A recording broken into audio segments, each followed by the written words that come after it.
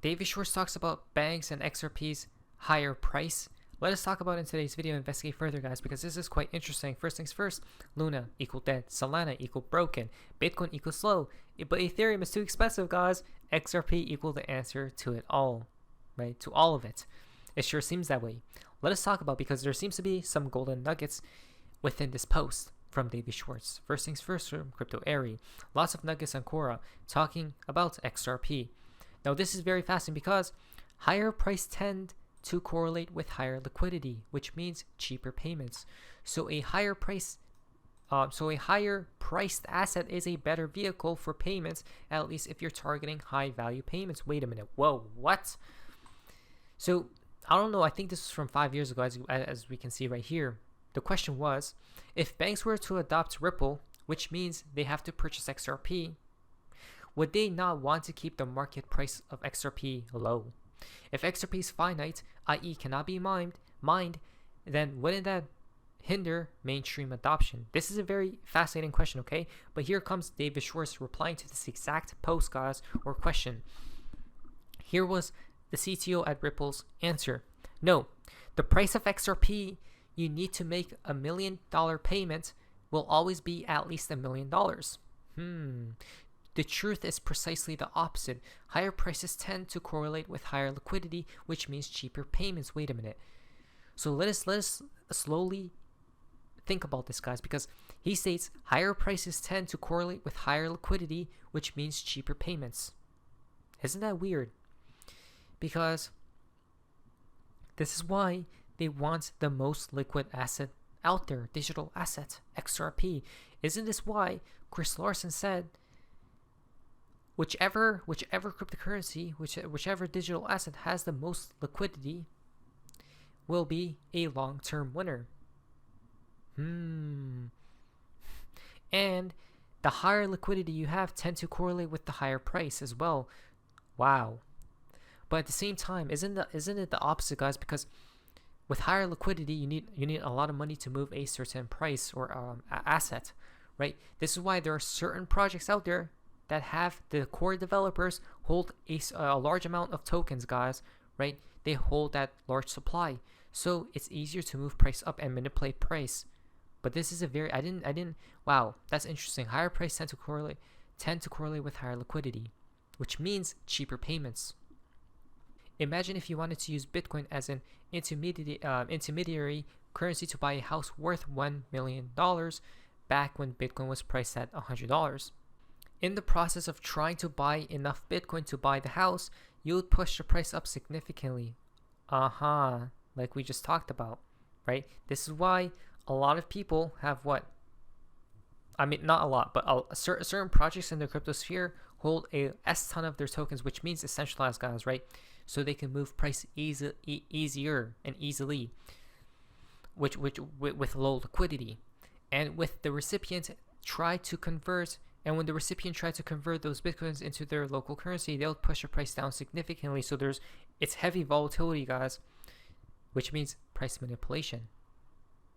The more liquidity there is, the less manipulation there will be, unless the entities control the market, so to speak. If I'm explaining this correctly, guys, the entities. Well, first things first, we know banks have all the money, right? So if they wanted to manipulate an asset, they can easily, whenever they wish to. The effect would be so bad that back then it would not have been practical to use Bitcoins to buy a house, but now you can, right? Because there's much more liquidity, which means Bitcoin's price rose to what, 69K all-time high, right, in the previous bull market. Interesting, isn't that? Because more money is flowing, guys, into the asset. Now with Bitcoin over $10,000, that's a cinch. You can buy $1 million worth of Bitcoin without moving the market significantly because the price is higher, and so you need a smaller fraction of the available Bitcoins to do so. So a higher priced asset is a better vehicle for payments, at least if you're targeting high value payments, guys. This is why this is so weird. It's so fascinating, guys, because this is why David Schwartz said XRP needs to be at a higher price for it to even work efficiently, for it to even work, guys, right, and move value around the world seamlessly, 24/7, never sleep. So let us close our eyes and imagine the future world. Let's say XRP does truly become the bridge, right? This decade. No specific date, but let's just say this decade. Sometime around this decade. That would mean XRP would need to be at a high price, guys, right? Higher priced asset for it to even work. Am I getting this right, guys? Right? Wow. Very fascinating. I mean, I guess this still applies to obviously today, right? Nothing has changed. Interesting. In economics, things take longer to happen than you think they will. Then, when it happens, it's faster than you thought it could. From the IMF. Big hints for XRP possibly. Check this out. Thank you for joining us here today for this virtual workshop about how digital money can facilitate remittances. The eminent MIT economist Rudy Dornbush famously said, in economics, things take longer to happen than you think they will, and then they happen faster than you thought they could. Digital money is a perfect illustration. After a long period of development, the field is now on the cusp of major changes that have the potential to reshape cross-border payments and remittances. Wow. This was back in 2021. Does it say back there, guys? Right? This literally applies towards XRP. In economics, things take longer to happen than you think they can, or they will. Then, when it happens, it's faster than you thought it could. What? Right? This is what we talked about. Actually, wow, this is crazy, guys. How did the IMF confirm us? We actually talked about how it goes up gradually, right? But there's a sudden change that takes place, a sudden boom, right? That's the transitional period, guys. The old guard gives his keys to the new guard, right? An updated key, per se. Wow. When it happens faster than you thought it could. What does that sound like? Maybe something similar to a switch, perhaps, because Swift activation setting, this connects towards the Swift 2023 functionality can be activated via a central switch. The new functionality can be switched on and off in the application, allowing to view the test and test the functionality before the activation date in November 2023. Now, I don't really care too much about if it's messages or what it applies to, guys. What's more weird is they use the terminology of what? Quote unquote switch on and off.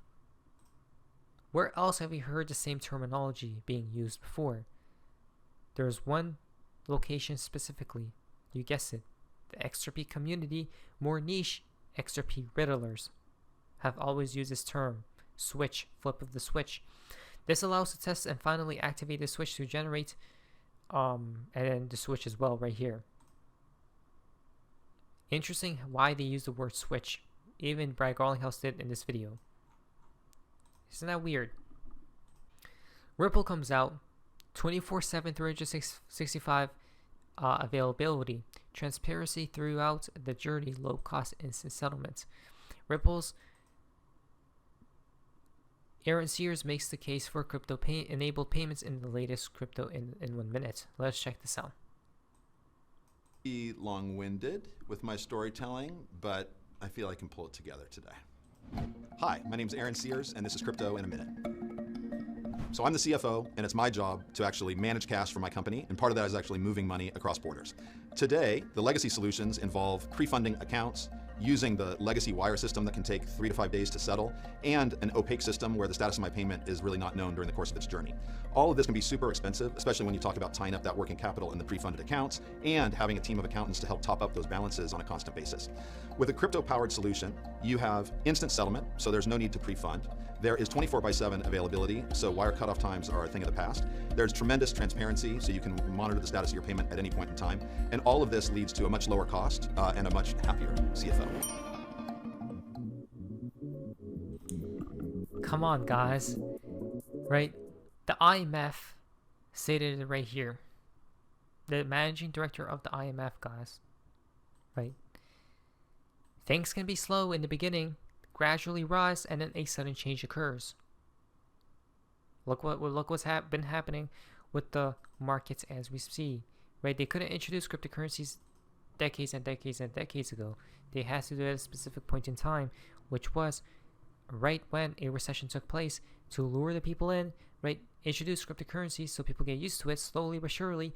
10 years later, now it's starting to accelerate, and at one point, maybe during the collapse, I believe so, the change will occur. That will be the flip of the switch, or the worlds collide, right? There's a lot of different terminologies we can use for the same event that would basically occur.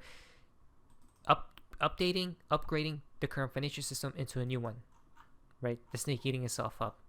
Things like that, guys.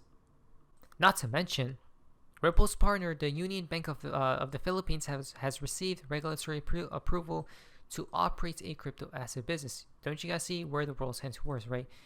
Everything's going digital, guys. We're talking about banks. We're talking about institutions, companies, right? Different industries. It's all going to be tokenized, guys. Whichever crypto asset can capture a large portion or even a small portion, it doesn't even matter. Prices will be rampaging upwards, right? But if you're with the banks, you win. I think so. Now, financial advice. Let us see what happens in the future. What is that, Sophia's amazingness? See ya.